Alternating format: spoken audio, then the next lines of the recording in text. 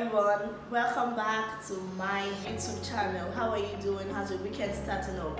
Thanks for subscribing to my YouTube channel and thanks for watching and sharing my videos. I remain Mydigitallawyer, your business lawyer and intellectual property lawyer.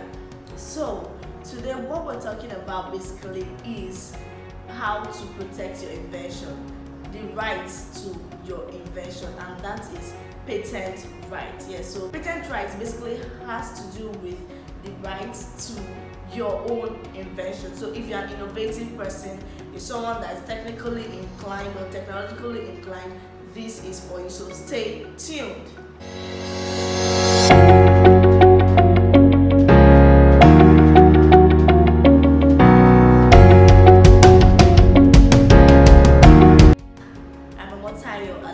An intellectual property lawyer and a business lawyer. Like I said earlier, we're talking about patent rights today. So patent rights have been in existence for a very long time. I believe it's one of the oldest form of intellectual property rights. So patent rights are the right to your own invention. If you invent something new or you improve on an invention that is commercially useful, then you are most likely to get patent right. So a working definition of patent right is that it is a document usually given to an applicant by the patent office. Patent office is usually a government office, so you definitely have to apply for it, and it gives you validity to use your invention to the exclusion of every other person for a specific period of time. Sometimes it's 20 years, depends on your own state. Just put simply, patent right is the right to protect your invention and is given by a patent office in your own state. It's an exclusive right and it's another branch of intellectual property rights. The main purpose of a patent right is for economic benefits. I mean, you have to get paid for your invention, right? You have to get rewarded for taking out time to invent something, and it does not, it goes beyond benefiting the creator or the innovator or the inventor. It's also for the benefit of the public. So it's like a two-way traffic or a two-way benefit, beneficial to the inventor and beneficial to the government and members of the public. Just imagine your ceiling fan, whoever invented it, whoever invented the ball pen, it was really beneficial to the person. I'm sure they must have been happy that they did an invention, they created something new. They were not just happy, they were rewarded, obviously, financially, and they were recognized. And aside that, it has been beneficial to everyone all over the world. So it's a two-way thing. What you need to do if you want to get your patent rights, all you need to do is apply to a patent office in your own state. And there are three conditions, and these three conditions were laid out by the trade-related aspects of intellectual property rights agreement. So that's it's usually called the TRIPS agreement. These three conditions are simple. It has to be new. That is, it has to be novel. Nobody must have heard of it before. Nobody must have used it before. It has to be new, and it should be an improvement, or it could be an improvement of something that exists already. And lastly, which is really very important, it has to be of commercial value. It has to be valuable. It has to be industrially applicable in a commercial setting. Now, when you say something is new, it's simple. You invent something, you think of it. All over the world, nobody has thought of this thing before. Or you think in your mind, nobody has thought of this thing before.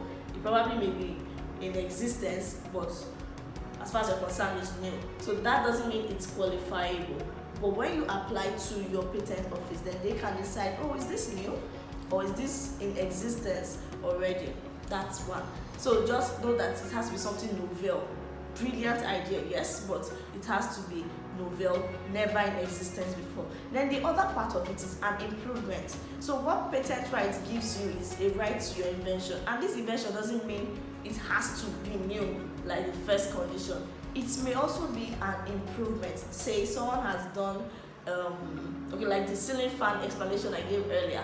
Someone invented the ceiling fan, yeah, and then somebody went ahead to invent a standing fan, which is like newer than a ceiling fan.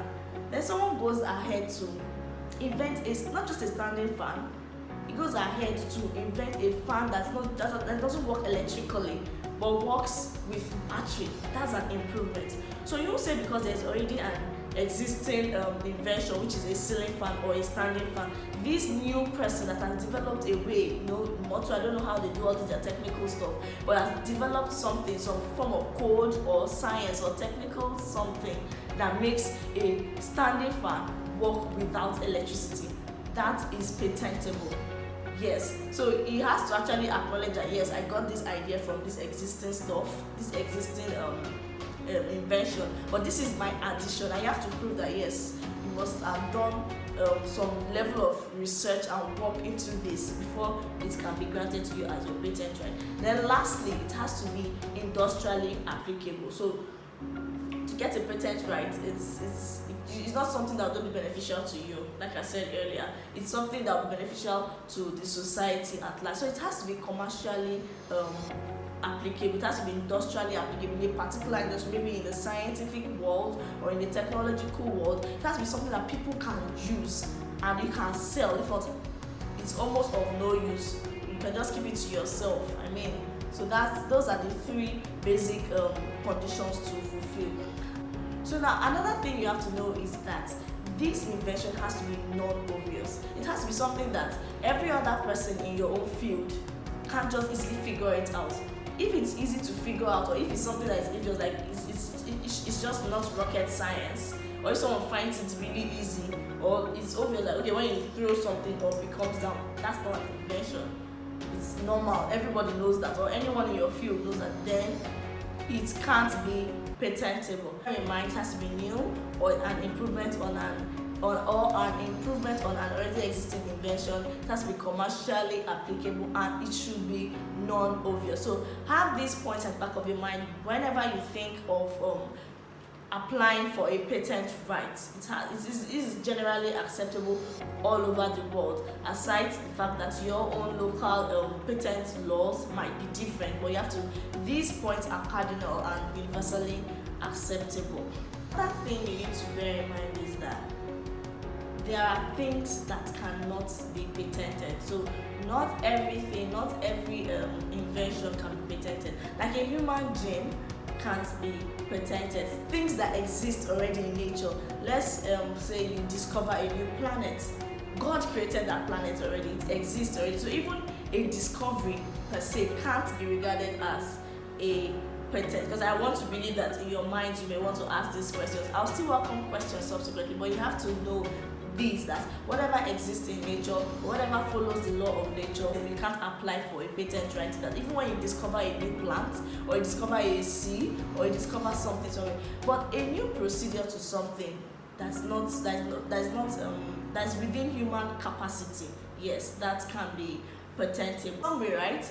Patent right is a deal between the state and the inventor. So if you're a business person, you have to be smart about it. Once you get your patent right, you have limited time to use this to your own advantage. You can license it, you can recreate it, you can do whatever it is you want with it as well, subject to the laws existing in your locality. But bear in mind that it doesn't belong to you forever. So the deal with the state government is that it comes back to the states. The state owns it, so it's now available for public use or general use after that period it has been given unto you. So the first thing you need to know is that you have to file a patent application. It doesn't just exist on its own. So like I always say every time, you have to get an attorney, you have to get your own lawyer, a patent attorney.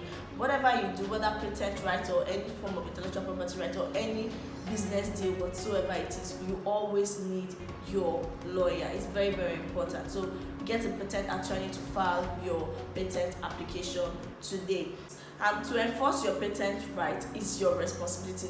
You have to take charge of things like this if it really matters to you, if your invention really matters to you. You take out time to review that idea of yours and get it patented if it is patentable. And if you need help with your application, do well to contact me. My details are there. And do not forget to subscribe to my YouTube channel. I appreciate for those that have subscribed. Thank you very, very much. If you like this video, don't forget to give it a thumbs up. If you like my hair, my hair plug at DivaTune always. Thank you at DivaTune. Do not forget to share this video. You don't know who may need it. If you also have questions, you can send me a mail. My mailbox is always open. mydigitallawyer@gmail.com. Follow me on social media too, on Instagram at mydigitallawyer with double L, and I am on Facebook, Digital Lawyers. Thank you for watching my video. Bye bye.